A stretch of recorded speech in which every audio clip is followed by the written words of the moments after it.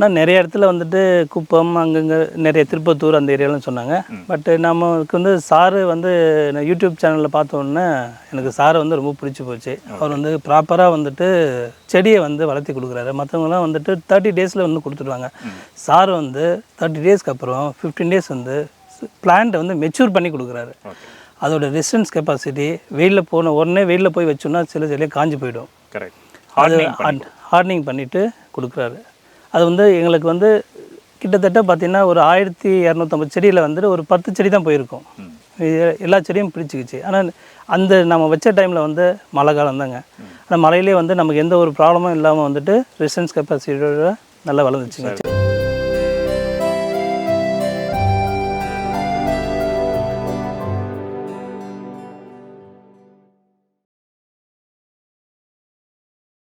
வணக்கம் விவசாய தோழர்களை, மீண்டும் ஒரு அருமையான விவசாய காலத்தில் சந்திக்கல ரொம்ப மகிழ்ச்சி. இன்றைக்கி வந்து பார்த்திங்கன்னா நம்ம வந்து தருமபுரி மாவட்டம் பாலக்கோடு வட்டம் பகுதியில் இருக்கோம். பாலா அவர்களின் தோட்டத்தில் இருக்கோம். டாக்டர் விவசாயம் பப்பாளி நாற்று பண்ணையில் நாற்றுகள் வாங்கியிருந்தார். ரெட் லேடி பப்பாயா வெரைட்டி வாங்கியிருந்தார். அவர் 1 ஏக்கர் பரப்பில் பண்ணியிருக்காரு. எப்படி பண்ணியிருக்காரு விவசாயம் அப்படின்னு சொல்லிட்டு அவர்கிட்ட கேட்டு தெரிஞ்சுக்கிறோம். சார் வணக்கம். வணக்கம். என்னுடைய பேர் பாலமுரளி. ஓகே. பாலக்கோடு வட்டம் தருமபுரி மாவட்டம் எலுமிச்சநல்லி கிராமத்திலிருந்து பேசுகிறோங்க. ரெட் லேடி பப்பாயா வெரைட்டி இந்த விவசாயம் எப்படி பார்க்குறீங்க? இந்த பப்பாயா விவசாயத்தை பற்றி ஒரு அனுபவம் இருக்குங்களா? பப்பாயா விவசாயத்தை பற்றி அனுபவம் இல்லை. சாரோட யூடியூப் சேனலில் பார்த்தோம். டாக்டர் விவசாயம் யூடியூப் சேனல் மூலிமா நான் வந்து எப்படி செய்கிறது என்ன பண்ணுறதுன்னு பார்த்து அது மூலிமா கற்றுக்கிட்டு சார்கிட்ட டிஸ்கஸ் பண்ணிவிட்டு சாருக்கிட்ட தான் நாற்று வாங்கிட்டு நடவு பண்ணுங்க. Okay sir. நடவு பண்ணிட்டு சாரோட இன்ஸ்ட்ரக்ஷன் மூலிமா ஒவ்வொன்றா வந்து கேட்டு அவர் மூலிமா ஃபாலோ பண்ணி இப்போ வந்து 5 மாதம் ஆயிருக்குங்க நம்ம தோட்டத்துக்கு. சார் ஃபஸ்ட்டு நடவு பண்ணுறதுக்கு முன்னாடி ஃபீல்டை வந்து நம்ம வந்து ப்ரிப்பேர் பண்ணோம். ஓகே. ஃபீல்டு வந்து 5 கலப்பில் வந்து 2 டைம் ஓட்டணும். அதுக்கப்புறம் 9 கலப்பில் ஓட்டணும். அதுக்கு முன்னாடி அதுக்கப்புறம் வந்துட்டு மாட்டு சாணம், மாட்டு எருவு, ஆட்டு எருவு இது 2 மிக்ஸ் பண்ணிவிட்டு 20 லோடு கொடுத்தோம் சார். ஃபஸ்ட்டு வந்து சாயிலை வந்து நம்ம ப்ரிப்பேர் பண்ணிட்டோம். நல்லா வளமாக ப்ரிப்பேர் பண்ணிட்டோம். சரிங்க. கெமிக்கலில் போகிறத விட நம்ம நேச்சுரலாக வந்து போகும்போது ஈல்டும் நமக்கு வந்து நோய் எதிர்ப்பு சக்தியும் வந்து அதிகமாக கிடைக்கும் பிளான்ட்டுக்குன்றதுனால நம்ம வந்து ஃபஸ்ட்டு வந்து நேச்சுரல் வந்து என்னென்ன பண்ணுமோ அது வந்து நம்ம வந்து பண்ணிட்டோம். நம்ம வந்து பெட் ஃபார்மேஷனில் தான் நம்ம பண்ணியிருக்கோம். மல்ச்சிங் பேப்பர் மூலிமா தான் பண்ணியிருக்கோம். ஓகே. மல்ச்சிங் பேப்பரை வந்து ஃபஸ்ட்டு பெட் ஃபார்ம் பண்ணிட்டு அப்புறம் வந்துட்டு மல்ச்சிங் பேப்பர் போட்டுட்டு அதுக்கப்புறம் வந்து இடைவேளை வந்து ஒரு செடிக்கும் இன்னொரு செடிக்கும் வந்து 8 அடி விட்டுட்டு பண்ணியிருக்கோம். செடிக்கு 8 அடி, லேட்டரில் 8 அடி வச்சு பண்ணிகிட்ருக்கோம். ஆனால் இவ்வளோ நீங்கள் டிஸ்டன்ஸ் விட்டு நட்டு கூட அடர்வாக தெரிகிற மாதிரி இருக்குது. செடி மரங்கள் வளர்ந்த பிறகு சிறப்பான வளர்ச்சி, தரமான வளர்ச்சி. நீங்களே பாருங்கள், நான் ரெட் லேடி நிறையா தோட்டங்கள் பார்த்துருக்கேன். அந்த தோட்டத்தில் விட உங்கள் தோட்டம் வேறபடியாக இருக்குது. இன்னும் சொல்ல என்ன வார்த்தையே இல்லை, அந்த அளவு சிறப்பாக இருக்குது. மண் வளம் சரியாக இருக்குது. சரியாக மண் வளத்தை வந்து நயப்படுத்திருக்கீங்க. அந்த அளவு நீர்பிடிப்பு தன்மையை வந்து ஏற்படுத்தியிருக்கீங்க. அந்த அளவு சூப்பராக வளர்ந்துருக்குங்க. நானும் பார்த்த உடனே ஆச்சரியப்பட்டோம். ரெட் லேடியில் வைரஸ் இல்லாமல் கொண்டு வரது பெரிய சேலஞ்சிங் இப்போ இருக்கிற கால சூழ்நிலையில். நீங்கள் அதை எப்படி ப்ரொடக்ட் பண்ணி எடுத்துகிட்டு வந்தீங்க? எனக்கு வந்து பார்த்தீங்கன்னா ரெட் லேடி வந்து எல்லாரும் சொன்னாங்க ரெட் லேடி வேண்டாம், ரெட் லேடி வந்து இன்றைக்கி வந்து வைரஸ் கம்ப்ளைண்ட் நிறைய வருது, அது வந்து போகாதீங்க, வேறு வெரைட்டி போங்க அப்படின்னு சொன்னாங்க. பட் ரெட் லேடிக்கு வந்து மார்க்கெட்டிங் வந்து நல்லா இருக்குது. ரெட் லேடி வந்து கஸ்டமர்ஸ் வந்து பையர் வந்து மெயினாக வந்து ரெட் லேடி தான் விரும்புகிறாங்க. இன்னும் வேறு வெரைட்டிக்கு வந்து இன்னும் சேஞ்ச் ஆகலை. பட் ஆந்திரா, கர்நாடகா, கேரளா சைடெலாம் வந்து சேஞ்ச் ஆகிட்டாங்க. இன்னும் நம்ம தமிழ்நாடை பொறுத்த வரைக்கும் வந்து இன்னும் சேஞ்ச் ஆகலைங்க. இன்னும் ரெட் லேடி தான் வந்து விரும்புகிறாங்க. பையர்ஸை வந்து ரெட் லேடி தான் கேட்குறாங்க. அதனால ஃபார்மர்ஸ் எல்லாமே வந்து ரெட் லேடிக்கு தான் போகிறாங்க. எக்ஸ்போர்ட்டிங்கையும் பார்த்தீங்கன்னா ரெட் லேடி தான் வந்து வாண்டடு. அதனால் நம்ம ரெட் லேடி தான் வந்து ப்ரிஃபர் பண்ணோம். ரெட் லேடி வந்து ஒரு சேலஞ்சிங்காக எடுத்து தான் இந்த விவசாயத்தை நம்ம பண்ணோம். இதுக்கு வந்து முழுக்க காரணம் வந்து doctor Narayan YouTube channel. Doctor Narayan sir guidance மூலிமா தான், அவருடைய ரெஃபரன்ஸ் மூலிமா தான் எல்லாமே வந்து நாங்கள் வந்து ஃபாலோ பண்ணிகிட்ருக்கோம். ஃபெர்டிலைசர் மேனேஜ்மெண்ட்டு, ஸ்ப்ரேயிங் மேனேஜ்மெண்ட்டு எல்லாமே வந்துட்டு அவரோட கைடன்ஸில் தான் நம்ம வந்து நான் நிறைய இடத்துல வந்துட்டு குப்பம் அங்கங்கே நிறைய திருப்பத்தூர் அந்த ஏரியாலாம் சொன்னாங்க. பட் நமக்கு வந்து சாரு வந்து நான் யூடியூப் சேனலில் பார்த்தோன்னே எனக்கு சாரை வந்து ரொம்ப பிடிச்சி போச்சு. அவர் வந்து ப்ராப்பராக வந்துட்டு செடியை வந்து வளர்த்தி கொடுக்குறாரு. மற்றவங்களாம் வந்துட்டு 30 டேஸில் வந்து கொடுத்துருவாங்க. சார் வந்து 30 டேஸ்க்கு அப்புறம் 15 டேஸ் வந்து பிளான்ட்டை வந்து மெச்சூர் பண்ணி கொடுக்குறாரு. அதோட ரெசிஸ்டன்ஸ் கெப்பாசிட்டி வெயிலில் போன உடனே வெயிலில் போய் வச்சோன்னா சில செடியாக காஞ்சி போயிடும். அது ஹார்டனிங் பண்ணிவிட்டு கொடுக்குறாரு. அது வந்து எங்களுக்கு வந்து கிட்டத்தட்ட பார்த்திங்கன்னா ஒரு 1250 செடியில் வந்துட்டு ஒரு 10 செடி தான் போயிருக்கும். எல்லா செடியும் பிடிச்சிக்கிச்சு. ஆனால் அந்த நம்ம வச்ச டைமில் வந்து மழை காலம் தாங்க. ஆனால் மழையிலே வந்து நமக்கு எந்த ஒரு ப்ராப்ளமும் இல்லாமல் வந்துட்டு ரெசிஸ்டன்ஸ் கெப்பாசிட்டியோட நல்லா வளர்ந்துச்சுங்க. இப்போ நடவு பண்ணிட்டீங்க, என்ன டைமிங்கில் வாங்கிட்டு வந்து நர்சரியிலேருந்து என்ன டைமிங்கில் வாங்கிட்டு வந்தீங்க, எவ்வளோ நாள் கழித்து நடவு பண்ணீங்க? ஜூன் மாதம் ஃபஸ்ட்டு வீக்கில் தான் வந்து வாங்கிட்டு வந்தோம் சார். வாங்கிட்டு வந்துட்டு இங்கே வந்து ஆல்ரெடி வந்து சாரை வந்து ஒரு 1 வீக் வந்து வெயிலில் வச்சுட்டு கொடுத்தாரு. அதே வந்து கீப்பிங் குவாலிட்டி வந்து செடிக்கு பிளான்ட்ஸுக்கு வந்து இருந்தது. சரிங்க. அது நம்மக்கிட்ட 1 டே தான் வச்சுருந்தோங்க. 1 டே வச்சுட்டு ஒன்று பிளான்டேஷன் வந்து ஸ்டார்ட் பண்ணிட்டோம். ஓகே. பிளான்டேஷன் ஸ்டார்ட் பண்ணிவிட்டு பெட் ஃபார்ம் பண்ணிவிட்டு பெட்டிங்கில் வந்துட்டு நம்ம மல்சிங் பேப்பர் போட்டுட்டு அதில் குழி எடுத்து தான் வந்து வச்சோம். பிளான்டேஷன் பண்ணதுக்கப்புறம் ஒரு 1 வீக் கழிச்சு பிளான்ட் வந்து பிடிச்சதுக்கப்புறம் நல்ல செடி வந்து பிடிச்சதுன்னு தெரிஞ்சதுக்கப்புறம் வந்து யூமிக் வந்து 1 வீக்கில் வந்து விட்டோம் சார். யூமிக் விட்டோம். சரிங்க. யூமிக் விட்டதுக்கப்புறம் எகெயின் 10 டேஸ் கழிச்சு எகெயின் யூமிக் விட்டோம் சார். ஓகே.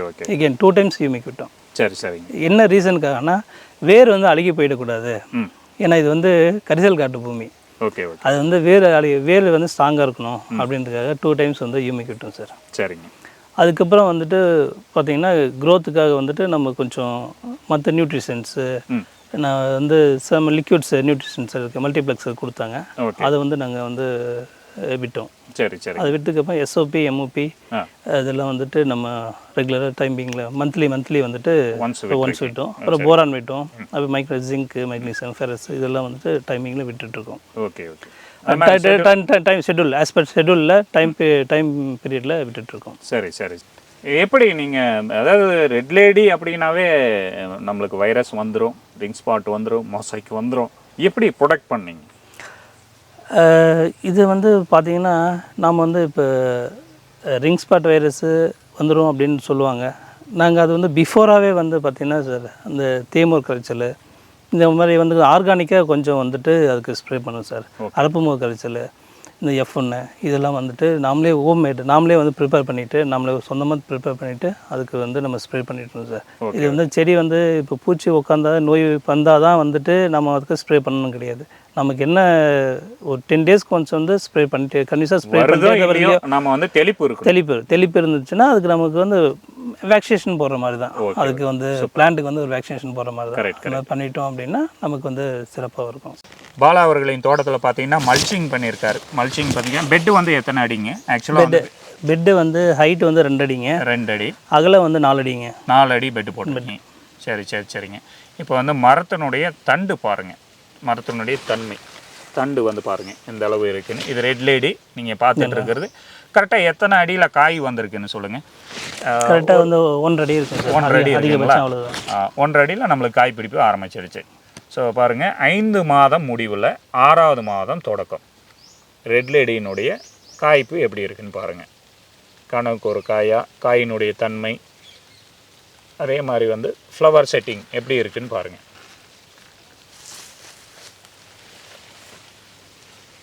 ரெட் லேடி வச்சுருக்கிற பப்பாளி விவசாயிகளுக்கு கண்டிப்பாக டெஃபினட்டாக தெரியும் எப்படி இருக்கும் அப்படின்னு.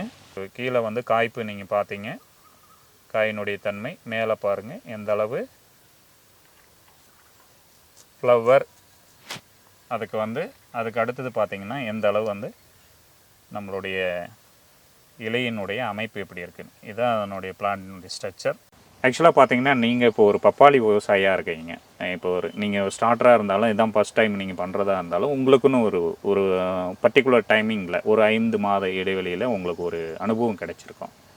இந்த மாதிரி டைமிங்கில் நீங்கள் விவசாயிகளுக்கு, குறிப்பாக பப்பாளி விவசாயிகளுக்கு என்ன சொல்ல விரும்புகிறீங்க? பப்பாளி விவசாயிகளுக்கு வந்து முதல்ல வந்துட்டு எடுத்துன்னு அதோட புரிதல் வேணும். பாப்பா எப்படி செய்கிறது அப்படின்னு வந்து புரிதல் வேணும். பிளான்டேஷன் எப்படி பண்ணுறது, அது ஃபீல்டை ஃபஸ்ட்டு எப்படி ப்ரிப்பேர் பண்ணுறது, பிளான்டேஷன் எப்படி பண்ணுறது, ஸ்ப்ரேயிங்கு எல்லாமே தெரிஞ்சுக்கிட்டு ஒரு அனுபவம் இல்லைன்னா கூட அட்லீஸ்ட் அதை பற்றி அது புரிதல் இருந்துட்டு அது வந்து அந்த பிளான்டேஷனுக்கு வந்து போகிறது ரொம்ப ரொம்ப நல்லது. அந்த விவசாயத்துக்கு பப்பாளி விவசாயம் வந்து லாபகரமான தொழில் தான். விவசாயிகள் வந்து உண்மையிலே வந்து நட்டத்தை கொடுக்காது.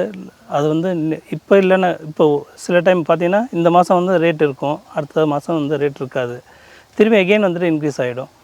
அது வந்து ப்ராப்ளமே கிடையாது. மினிமம் 10 ருபீஸ் கூட வந்து உங்களால் சேல் பண்ண முடியும். இன்றைக்கி வந்து அந்த கண்டிஷன் தான் வந்து மார்க்கெட்டிங் இருக்குது. கண்டிப்பாக 10 ருபீஸ் குறையாமல் வந்து பப்பாயை வந்து இன்றைக்கி விற்க முடியும். 10 ருபீஸ்லேருந்து 30லேருந்து 35 ருபீஸ் வரைக்கும் நம்ம பண்ண முடியும். எல்லா பப்பாய் விவசாயிகளுக்கும் வந்து முதல்ல அது புரிதல் வேணும். அடுத்தடுத்த ஸ்டேஜஸ் வந்து நம்ம என்னென்ன உரங்களை ஃபாலோ பண்ணணும், என்ன பெஸ்டியை கண்ட்ரோல் பண்ணணும், வீடிங் எப்படி கண்ட்ரோல் பண்ணுறது அப்படின்னு சொல்லிட்டு உங்களுக்கு ப்ராப்பர் கைட்ஸ் ஆர் டீமன்ஸ் எல்லாமே பண்ணுவாங்க. நீங்கள் அடுத்தடுத்த இதுக்கு போகலாங்க. நம்ம வந்து வெறுமனா ஒரு செடியை மட்டும் கொடுத்துறது இல்லாமல் நேரடியாக விசிட் பண்ணி உங்களை ஃபாலோ பண்ணி அதுவும் இல்லாமல் இதுக்கு விற்பனை வாய்ப்பும் ஏற்படுத்தி நம்ம கொடுக்குறோம். சரிங்களா? சார் சொன்னார் நீங்கள் மார்க்கெட்டிங் சைடு வந்து கொஞ்சம் கான்சன்ட்ரேஷன் பண்ணுங்கள் அப்படின்னு சொன்னார்.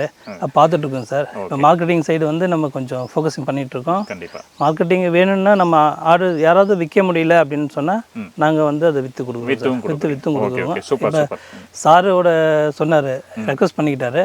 அது மூலிமா நம்ம வந்து இப்போ அதை ஃபாலோ பண்ணிட்டு கண்டிப்பாக சார். ஆக்சுவலாக வந்து நம்ம எல்லாமே சேர்ந்து வளரணும். அதுதான் நம்மளுடைய இது. நம்ம மட்டும் வளர்ச்சி கிடையாது, அனைத்து விவசாயிகளும் சேர்ந்து வளரணும். அதுதான் எங்களுடையது. நேரடி ஏதோ ஒரு மீடியேட்டரும் இல்லாமல் நேரடியாக நம்ம விவசாயிகளுக்கு கொண்டு போய் சேர்க்கணுன்றது தான் இது. அதனால தான் நாங்கள் என்ன பண்ணுறோன்னு பார்த்தீங்கன்னா, யூடியூப்பில் ஏன் இவ்வளோ விளம்பரப்படுத்துறீங்க, ஏன் ஃபேஸ்புக்கில் இவ்வளோ விளம்பரப்படுத்துறீங்க அப்படின்னு நிறைய பேர் கேள்வியெல்லாம் கேட்குறீங்க. அதுக்கு ஒரே ஒரு ரீசன் பார்த்தீங்கன்னா, நேரடியாக விவசாயிக்கு போய் சேரணும் அப்படின்றது தான். எங்களோட இடுபொருளாக இருக்கட்டும், எதுவாக இருக்கட்டும், எல்லாமே வந்து நேரடியாக விவசாயிக்கு போய் இந்த பதிவில் வந்து பார்த்திங்கன்னா அவருடைய அனுபவத்தை, விவசாய முறையை வந்து சொல்லியிருக்காரு. ஒவ்வொரு விவசாயிக்கும் ஒவ்வொரு வாழ்வியல் முறை இருக்கும். அவங்க ஒரு மாதிரி அடாப்டேஷன் பண்ணி தான் நம்ம விவசாயம் பண்ணுவாங்க.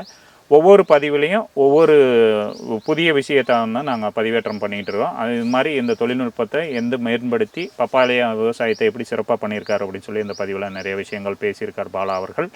அவருடைய தோட்டத்திலிருந்து மேலும் அவருடைய தோட்டம் வந்து இன்னும் சிறப்பாக மேம்படுத்தவும் சில ஆலோசனைகளும் அறிவுரைகளும் கூறி அடுத்த பதிவில் சந்திக்கிறோம். நன்றி வணக்கம். நன்றி வணக்கம் பாலா. நன்றி வணக்கம் சார். டாக்டர் விவசாயம் சேனலுக்கு மிக்க நன்றி. நன்றி வணக்கம் சார்.